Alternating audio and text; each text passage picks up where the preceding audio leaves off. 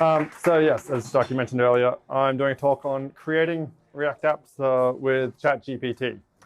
Ignore the subtitle, I forgot to edit that. Anyway, initially I started project setup, just simple create React app and TypeScript. Just going to configure some dev tools, Prettier and VS Code, so it works well. And then I'm just going to ask ChatGPT to write a bunch of boilerplate code for me, as much as it can, to see how much I can get done. So first question, what should I actually build? Ask ChatGPT. So, there's a common one is to-do list, weather app, stopwatch, currency converter. I decided to pick a calculator app because I haven't built one before.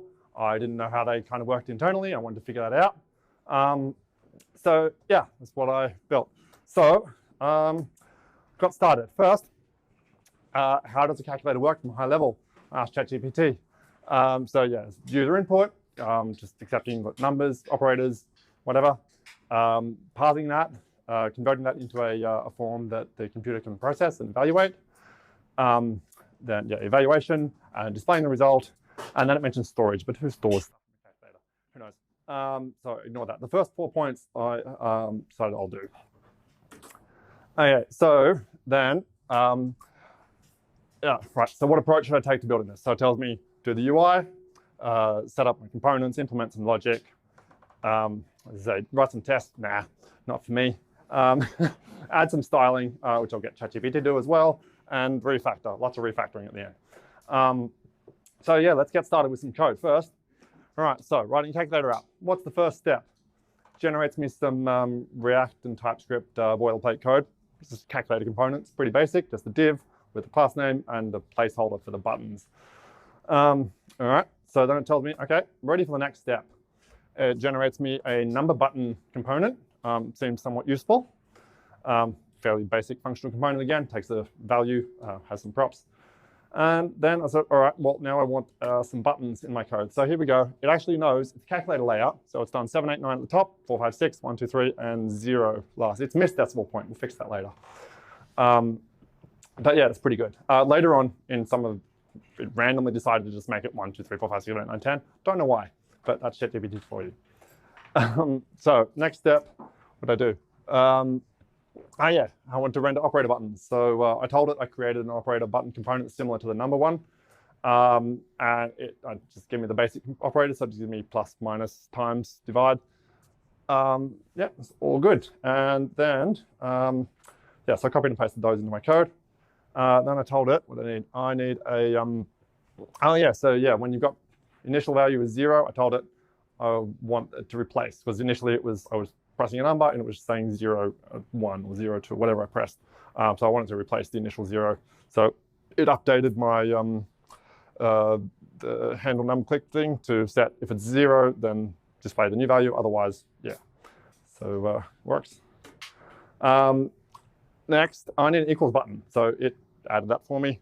Simple operator with the handles equals click function. And all it does is use the JavaScript eval function. That's pretty boring. It's like taking advantage of what JavaScript already does. So for initial prototype, that's pretty good.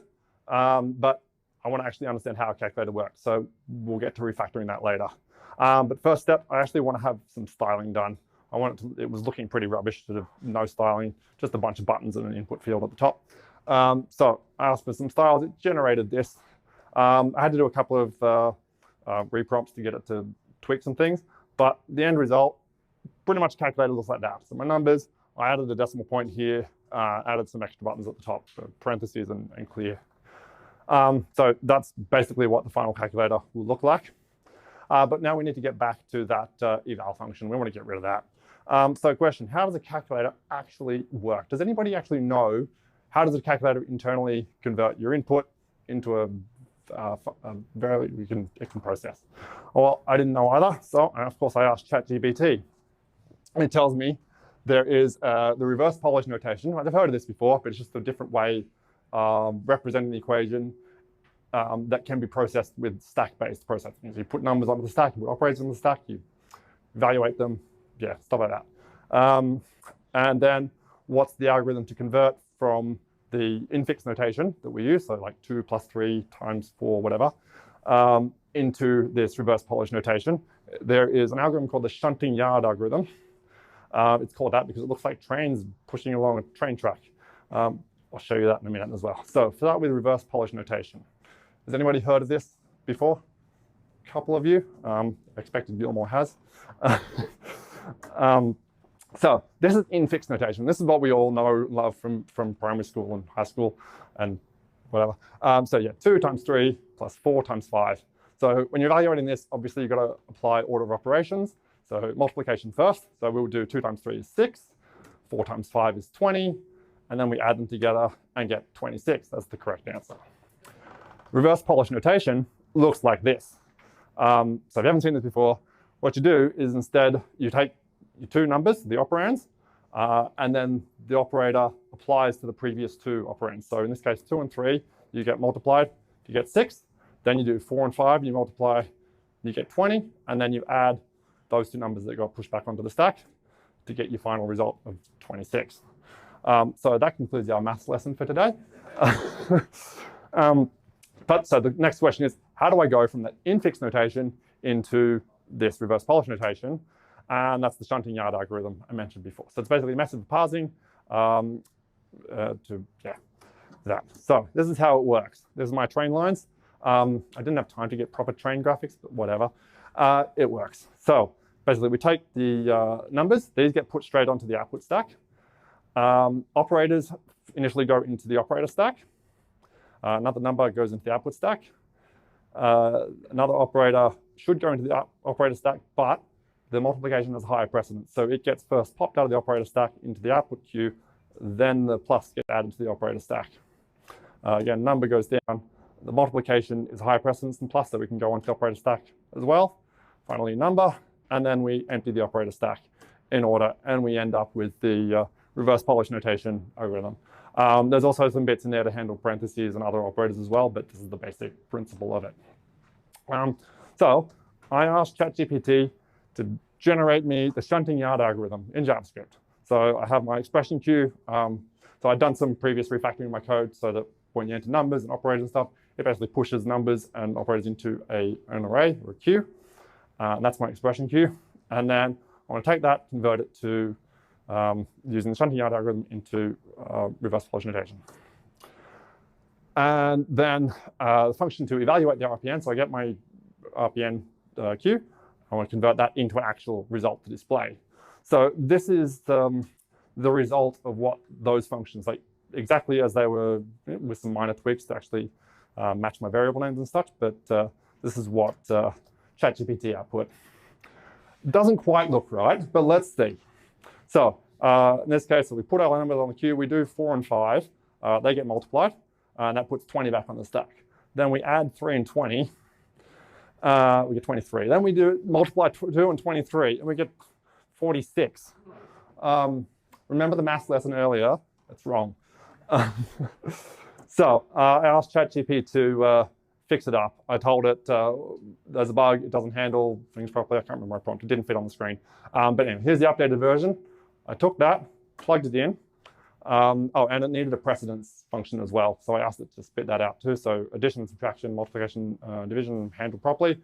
I don't have any other operators because it's too advanced. But yeah, so let's see. This one now properly converts into the proper RPN we saw earlier. It evaluates 2 and 3, we get 6, 4 and 5, we get 20, and we add them and we get 26. So now it's bug-free for my test case. So then I did some additional bug fixing improvements. I added left and right parentheses. Basically, they get pushed onto the into the expression queue, and they get handled by the shunting yard algorithm with no modification. It did it well. I did some improvements to the displayed logic and some minor CSS tweaks. But overall, ChatGPT wrote the bulk of the code. And so, yeah, this is the demo of what the final thing looks like. If I go, sorry, where's my mouse? There it is. Okay, so we do the equation we did before. 2 plus, what did I forget what I did.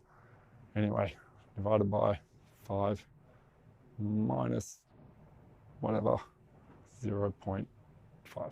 Okay, so hopefully this is correct. I assume. I don't know what I entered, but if it's correct. Well, let's do the, what I did 2 times 3. It's really hard on this angle. No, plus. It does switch operators as well. 4 times 5 equals 26. And the nice thing, I did like parentheses support. So if I press a parentheses now, it inserts an implicit multiplication, as you expect. I can do 6 plus 2, that'll do. And I've got automatic parentheses balancing. So it's got I don't need to bother closing it. It'll close it for me. And it gives me the correct answer. 5 times 8 is 40, yes. So yeah, that's my functioning app. Sorry? Oh, divide by 0. It's just JavaScript evaluation, so infinity. Yes. And I think, wait, oh, let's see. Okay.